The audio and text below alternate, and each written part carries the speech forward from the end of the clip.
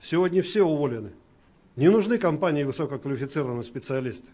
Следующий вопрос, касающийся техники безопасности. Посмотрите, что мы творим. Мы ценой жизни шахтеров сегодня добываем те караты, которые должны безопасно добывать. Первоначальный проект на подземном руднике «Мир» с притоком 6 кубов.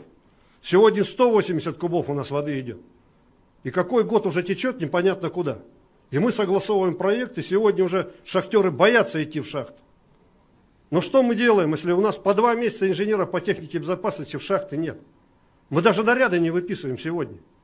А если не поменять сегодня проекты, не поменять проекты и идти дальше так отрабатывать, я вам откровенно говорю, завтра будет неминуемо, будет такая ситуация, и столько мы смертей принесем, что мало не покажется всем.